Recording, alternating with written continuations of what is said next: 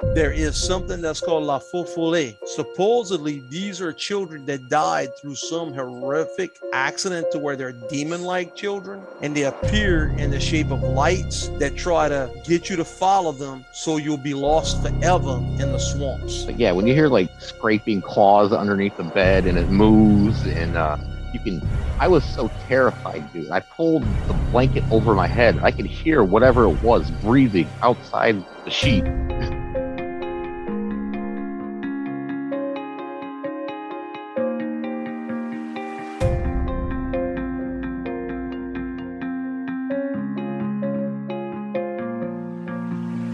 When I was a little gaffer there, we got into a car accident, hit a moose. My mom ended up under the steering wheel of the car, and she had a big hand-shaped bruise on her shoulder. It was like somebody pushed her underneath the steering wheel. My mom should have gotten decapitated.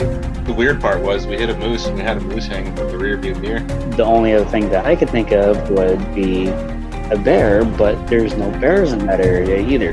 It's just not the right habitat for them, and when you shoot at a bear's gonna move. It's gonna take off for the most part.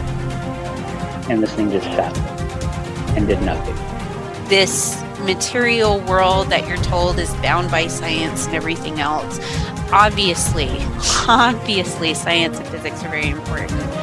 There is so much more out there that is left to study, that is left to learn about. Hello and welcome.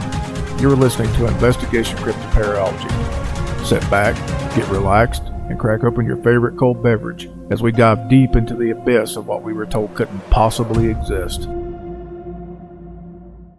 Tonight on Investigation Cryptoparapsychology, we're going to talk about something that I've actually been working on for the past several years. Well, it's not really several years, it's several years. It's not quite complete, but I'm going to, read off to the best of my ability what I do have. And then maybe later, I'll read into my book a little and give you just a little tidbit of, what it's like for me and growing up around Sasquatch. So this little paper that I've been writing, I'm calling it Dissecting Sasquatch. And you will understand as I go into it. So you've undoubtedly heard about Sasquatch. You have? That's great. What?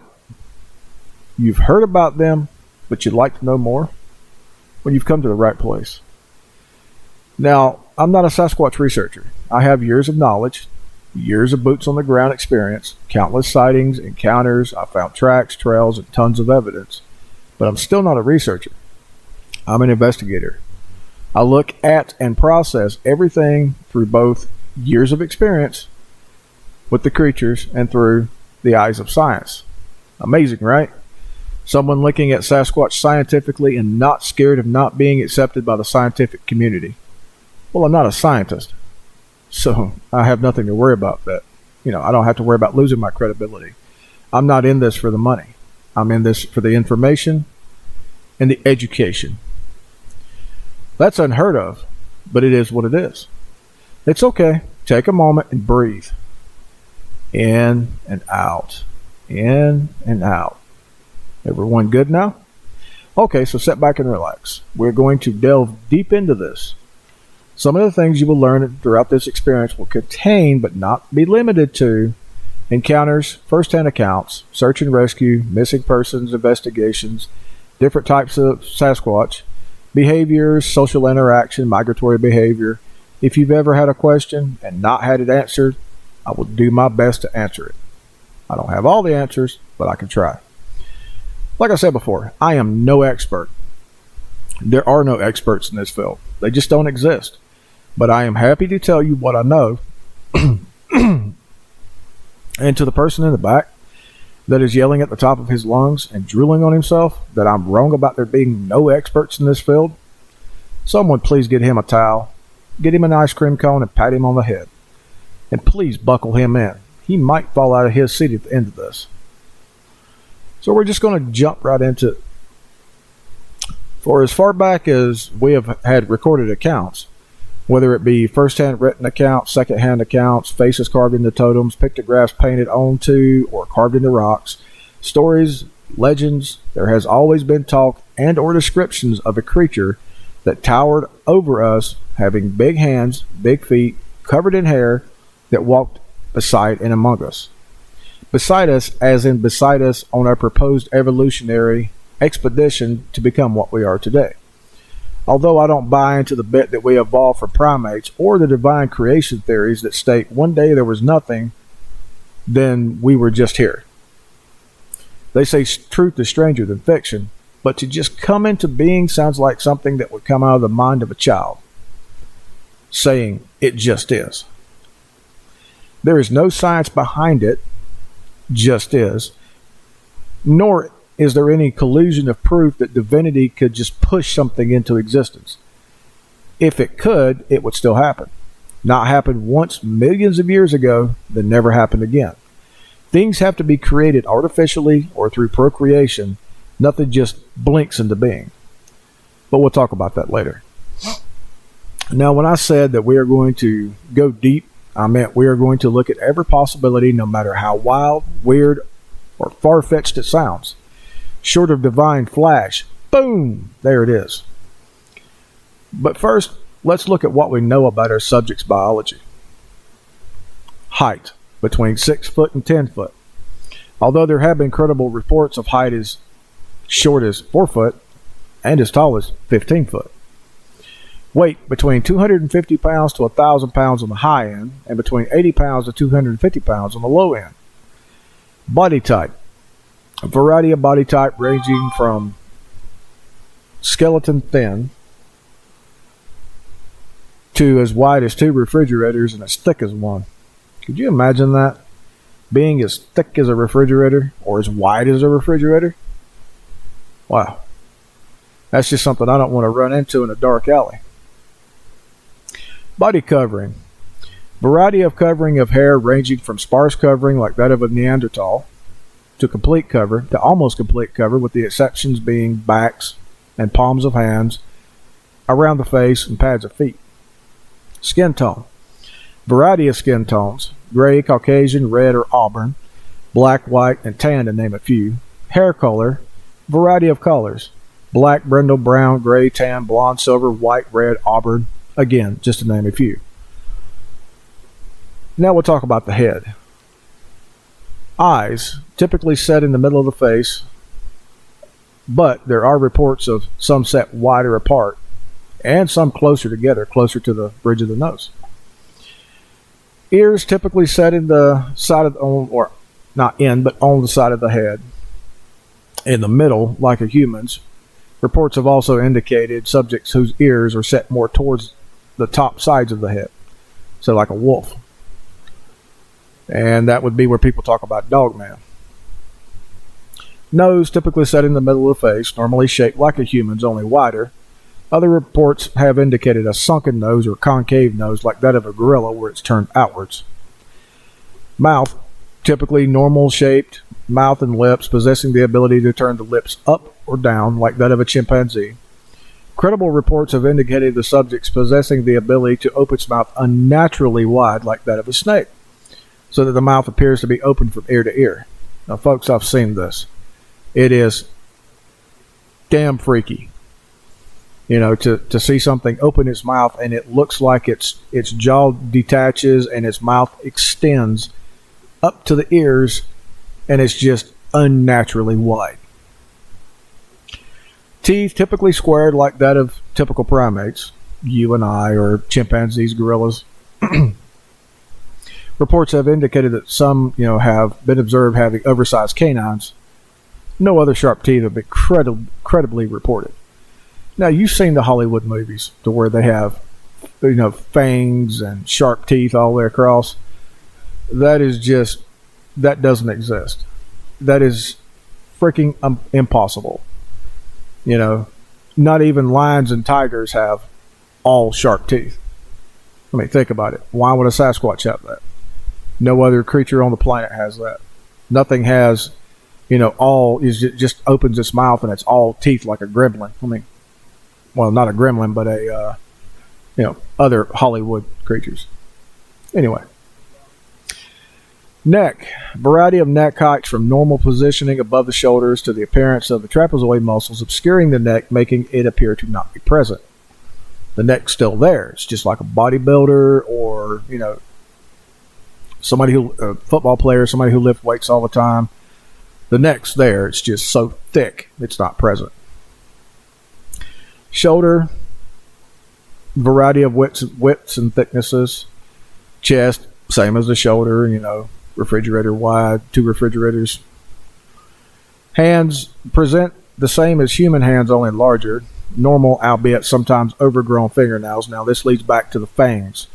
They have overgrown canines, and if you take a homeless person and don't allow them to trim their nails, they're going to look like they have claws, but they don't have claws. It's just overgrown fingernails. They don't come to a point. Waist, same as chest and shoulders. Genitals, depending on hair cover, sometimes able to be observed, sometimes not, but normally resembling that of a human. Again, only larger. Legs, normal bending at the knee, observed to appear the same as humans. Of course, only larger. Feet present the same as humans, only wider and large and longer. And where, how we walk bipedally and we bend at the ankles, Sasquatch have an extra joint in the middle of the foot. It's called a mid-tarsal break. That's why when you see tracks, you see a light heel impression, and then it gets deeper as the foot moves forward because there's more pressure put on the middle of the foot than the heel of the foot. So it's light at the heel, deep in the middle, and then deeper as the toes pull off. That's caused by the mid-tarsal break. Tracks typically between 10 inches and 18 inches, although there have been reports of tracks being found at 22 inches and larger. Now, these were actually found by elders on the Navajo reservation just outside of Shiprock. And the 22 inch and larger would account for the 15 foot or taller Sasquatch. So there we have it, what we currently know of our subject's physical biology, as you would look at it from a medical standpoint. This doesn't take into accounts of reports being able to see muscles rippling underneath the hair, or being able to feel footsteps through the ground caused by their massive weight, or smelling a foul odor. I've been asked in the past, do Sasquatch, Bigfoot have hair like we do, or fur, or is it a mixture? Well, leaning on the side of them being close to us on the scale, hair. I'll say hair because when anything is ever collected, whether it be from a tree limb, barbed wire fence, or on the ground near a track, it's always hair. Plus, hair will grow out to great lengths. Fur, on the other hand, will not. And there have been numerous subjects reported over the years as having long flowing hair all over the body. Then there is the odor that some people report. Some don't. Some say there is a pungent, pigpen, rotten odor, and some claim to have smelled nothing at all when the subject's in their presence. What causes the odor that some witnesses have reported? Well, if we think on it, a subject, whether reported to have been spotted bathing or not, more than likely doesn't bathe often enough. They are like us and not like us in so many ways. So using that as perspective, when they have to urinate, they just do it. Probably just let it fly, even when walking, not stopping to find a good spot. Probably the same when defecating. Probably just let it go, more akin to a horse never stopping when walking. This over time would get stuck in the hair, causing the hair to mat, keeping the matter trapped in with the process of eating, some vegetation that has a strong odor. Wiping one's hands on the hair would cause the debris to get entangled in the hair. Sasquatch being known to be omnivorous, eating both vegetation and meat, and only knowing of a few reports of them creating and using fire. Yes, I said reports of them creating and using fire. And chilling out by campfires. So it stands to reason that they probably eat all, if not most of all of their fare raw. After a while, all the meat pieces, blood, and such that have fallen from their mouths would get dried on the hair and entangled in the hair. On hot and sunny days, mixed with sweat and natural body odor, the stench would most assuredly be foul. It is also speculated in places like the American rainforest and rainforests all over the world that they could be finding foul-smelling rot or mud to roll in to mask their scent. Now we're going to move on to diet. It has long been believed that and witnessed that Sasquatch are omnivorous, meaning they eat a wide range of both vegetation and meats. Basically, whatever area they are in dictates what their diet consists of. If the area has a high concentration of vegetation, but very little in the way of animals, the diet will be primarily vegetation.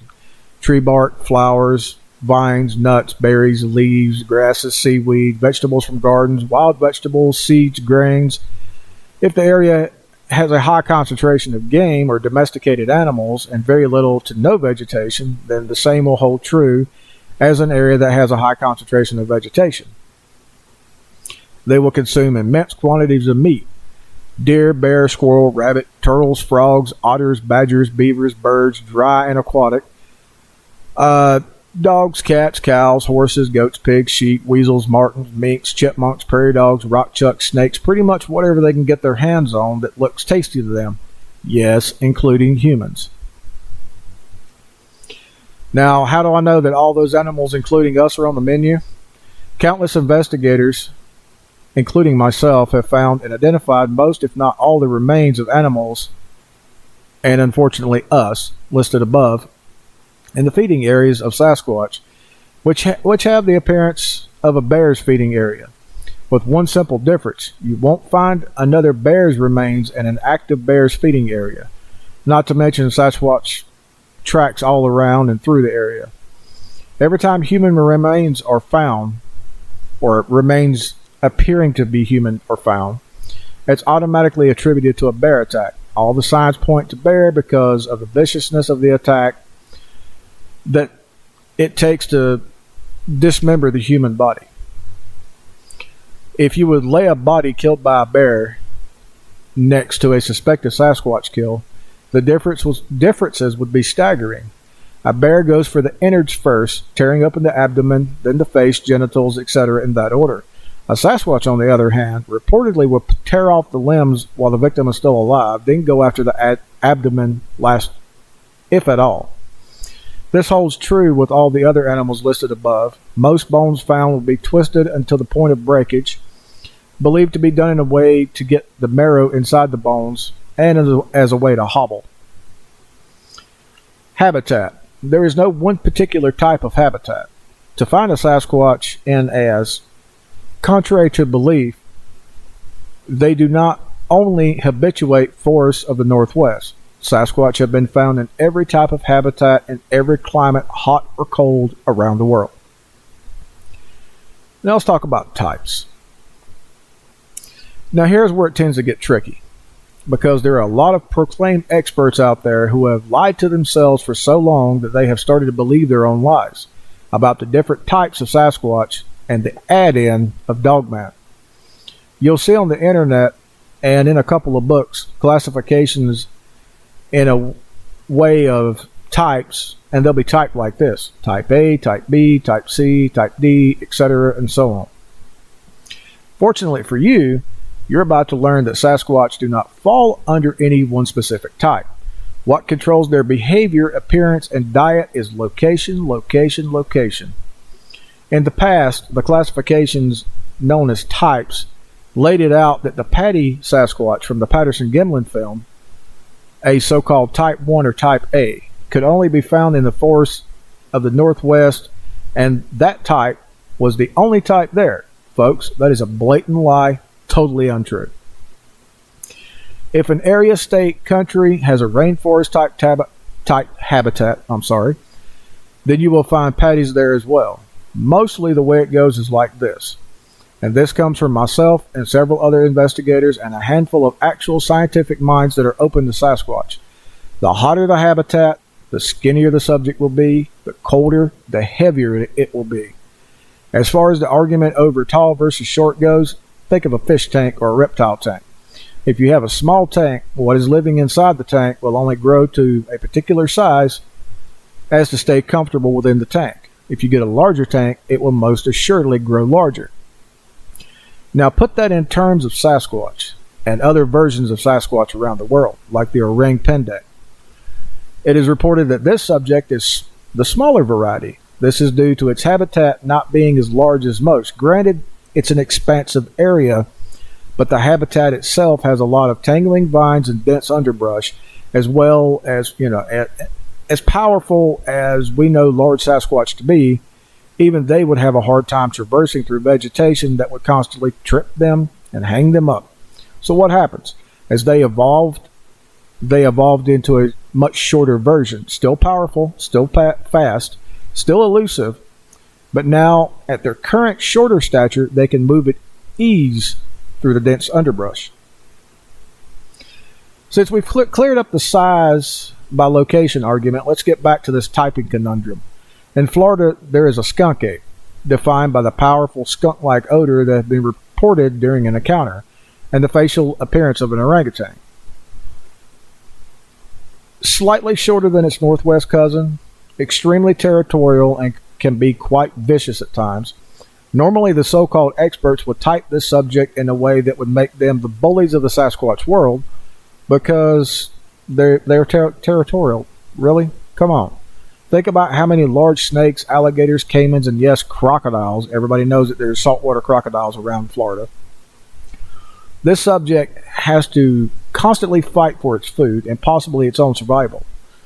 Livable habitat is scarce and growing smaller by the minute. But at the same time, in northern Florida, there have been multiple reports of a petty-like Sasquatch. Different states have different names, and they come in all shapes and sizes and temperaments. No one area holds one type of subject, though that is the popular belief, which is wrong way of thinking. Way, way wrong. If we were to go back thousands of years to where man wasn't as prevalent as he is today, you wouldn't find a Sasquatch that was truly violent.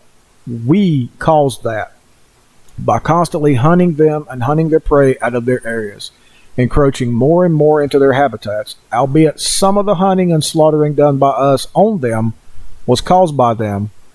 But the proof of history and handed down written accounts or handed down verbal accounts by the taking of women, children, domesticated animals, and the like, we retaliated against them.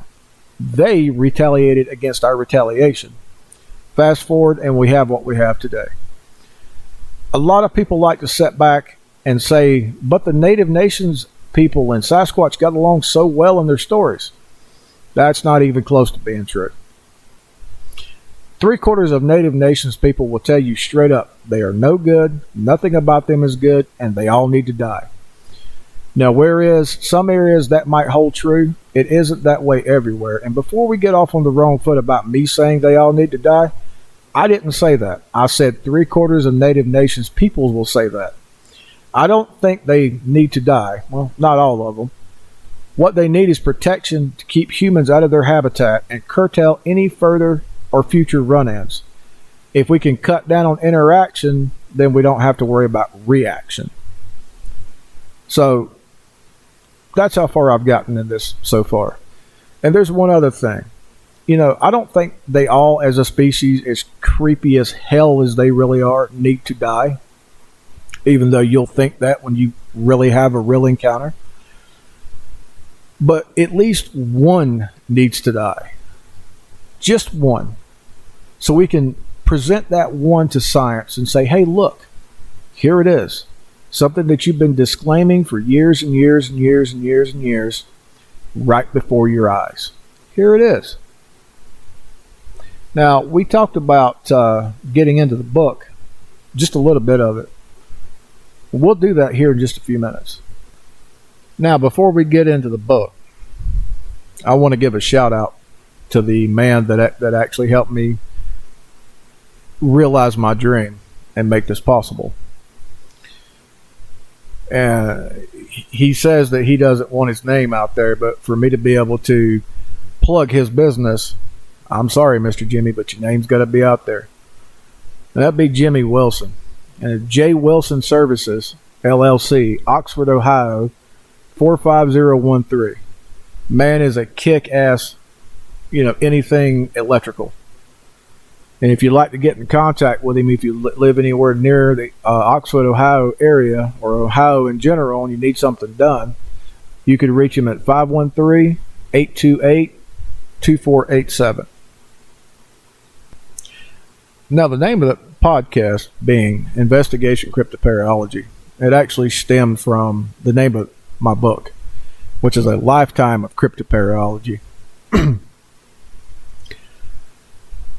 To tell you a little bit about myself, I grew up deep inside the Koala boundary in Swain County, North Carolina, on the actual Cherokee Reservation. The actual reservation, not that take a pic with a fake chief, get drunk and lose all your kids' college fund at the casino tourist trap. That place is the worst of the typical tourist traps. Where my family lived, we lived way, way, way back deep in the sticks, away from everyone else, on our own little patch of paradise that had been in our family for over 156 years at that point in time. I call it a house now, but when it started out, it was more like a couple-room shack. I'll lay it out so you understand it a bit better. It had a covered porch that my father and grandfather had screened and framed in with 2 large windows in the front. The first door you walked into was the door leading into the covered porch. Then you turned left, entered into the door leading into the house itself. The first room you came into when entering was our tiny living room, just enough room for a couple of chairs, a rickety old table with an old CB base station on it. CB stands for Citizen Band Radio, used for communication back before cell phones. I know, right? That really did exist. And a wood stove dead center of the far wall for heat and at times cooking when our generator was out of fuel. Off to the right, there was a kitchen that was mainly used for washing and a metal wash tub. No running water at that time. No running water. People today would lose their minds. And food storage by way of a dug-in root cellar. We had a small ice box, but didn't use it all the time due to not always having fuel for the generator. Come back out of the kitchen, turn right into a large room that was split in half via a blanket into 2 rooms. Off to the right of the bedroom was a bathroom. We had a toilet. No running water meant you had to fill the tank for every flush, and a claw foot tub that was missing its claw feet. That, folks, was my childhood home, and I wouldn't have changed it for anything. It was later built onto and expanded for more storage space and better livability. Of course, we, like most resis, a resi, if you're unfamiliar with the term, is anyone born and raised on a native reservation. Anyway, we, like most resis, had a small shed for tools and such, a medium-sized barn-ish for, most things you put in a barn. Several pens and a couple of corrals. We raised pigs, cows, goats, chickens, and horses. And like a true res family, we slaughtered for meat and raised a garden for vegetables and fruit trees for fruit. We were totally self-sustainable.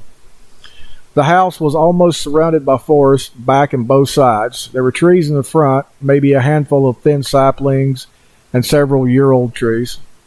Then nothing for a quarter of a mile or so until you hit the main gravel drive. Living that far from civilization had its advantages and disadvantages. If your family needed meat, you either slaughtered, or if you were far enough in, you just grabbed your bow, shotgun, 30-06 or 30-30, or fishing pole, and off to the forest you went to hunt for squirrel, deer, bear, or off to the river, whatever was available during whichever season you were in. There was no need for a particular license or tag, no need to ask for permission to hunt or fish on someone's property because you were on your own property. The only downside was if you got injured too badly that you couldn't patch it up yourself, or mom or grandma couldn't fix it, you were SOL because you were miles upon miles away from anything remotely resembling professional medical help. Of course, if you were smart about the way you handled situations, you never had to worry about getting into spots that would lead to needing to be flown out. If the weather wasn't bad and a helicopter was allowed to fly, they could actually get to you. Growing up and living as far back in the proverbial sticks as we did, you witnessed a lot of different critters. And it wasn't unusual to watch all manner of forest-dwelling animals walk through your front yard at all hours of the day, and maybe sniff around looking for a free meal. and not at all unusual to hear strange sounds erupting from deep in the forest or high on the mountains late at night. Sounds that would make the hair stand up everywhere it could stand up on your body and send chills racing up and down your spine. Most of the sounds could be attributed to deer, to bear, to mountain lions, porcupines, etc., and the weird noises of farm animals as they were settling in for the night. But there are sounds that cannot be attributed to any known animals that walk, run, scurry through the forest, or shamble through the barnyard. Sometimes, if you were lucky, or in some people's opinions unlucky, sometimes you will get to hear the telltale sounds that clue you into the fact that we are indeed not alone at the top of the food chain way out here. Some of those sounds include, but are not limited to, tree knocks, rock clacks, fast-paced clicking, chattering, guttural growling, screaming, whistling, unintelligible speech, roaring, and the infamous whoop. There is also the sounds of children playing deep in the forest where no child or group of children would be allowed to go, let alone be playing at times of the night when most children would be asleep. And when there are no sounds, there are the emotional feelings of always being watched, also the physical feelings, being able to feel rumblings in the ground, feeling the ground almost shake to the beat of what seems like giant footsteps, the thump, thump, thump that you can feel reverberate through you no matter where you're sitting, in your lean-to, in an RV, in your home, or having pebbles, acorns, pine cones, sticks, and various sized rocks tossed at you or at your dwelling that you're currently living in, thrown seemingly from nowhere and everywhere all at the same time.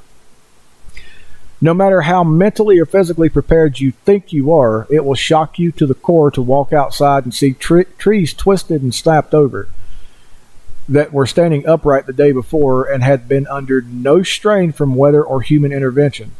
Turning a corner and catching something watching you just out of the edge of your vision, or coming face to face with something that towers over you at 8 to 9 feet tall, weighing well over 900 pounds, covered almost completely in hair with the exception of no hair around the upper face, palms of the hands, soles of the feet, and smells like a corpse that has been laying in the sun for the past week.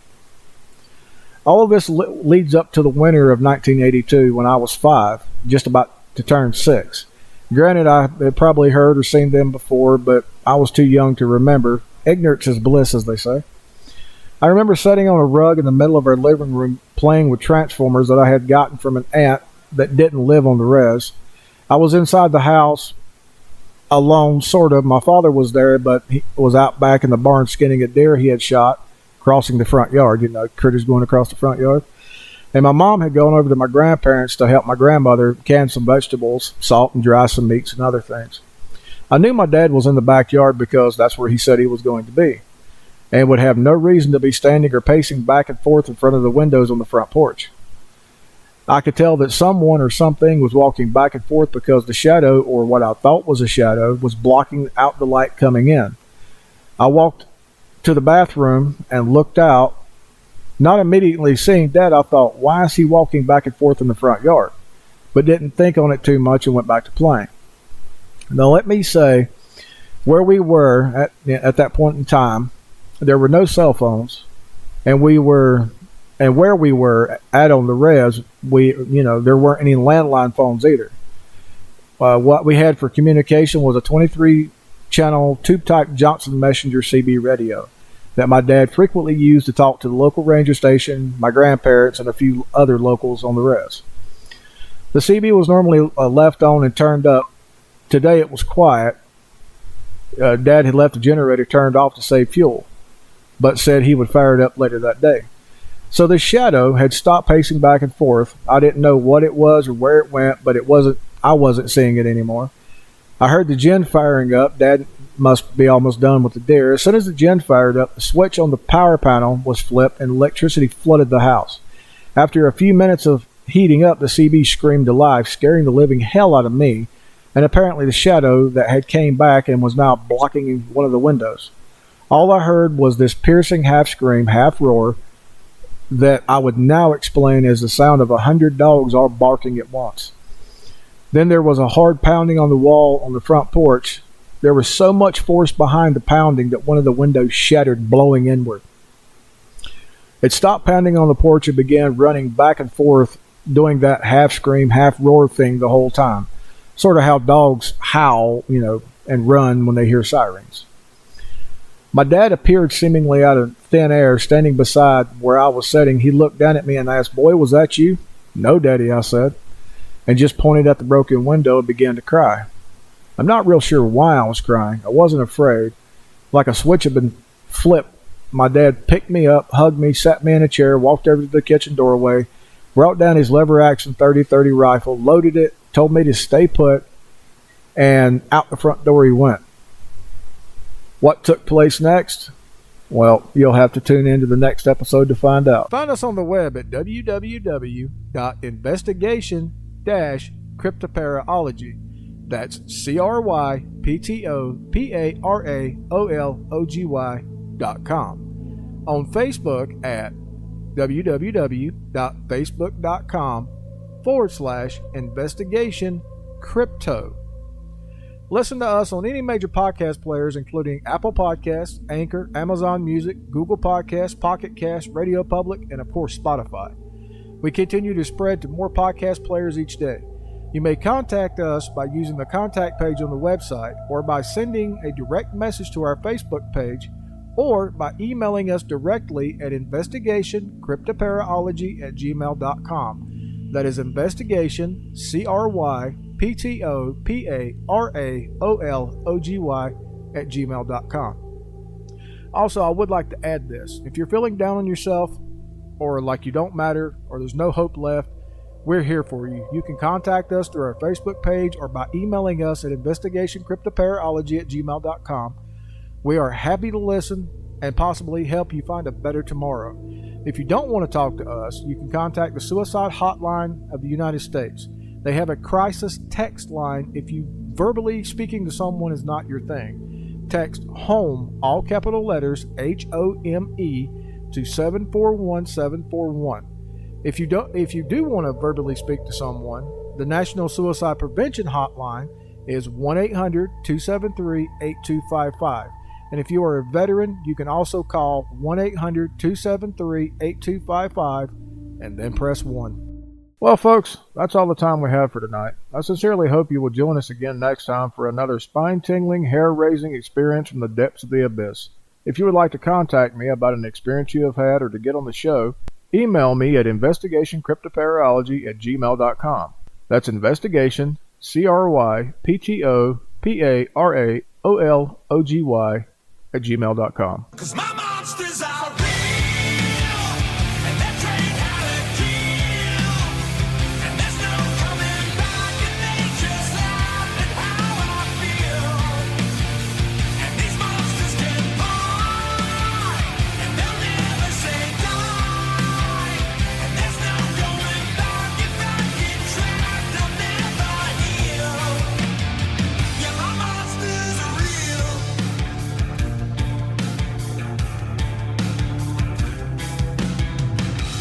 Good for you, you hurt everybody. Good for you, you hurt everyone. Good for you, you love nobody. Good for you, you owe no one. Leave your weapon on the table, wrapped in burlap, barely able. Call a doctor, say a prayer, choose a God you think is fair. 'Cause my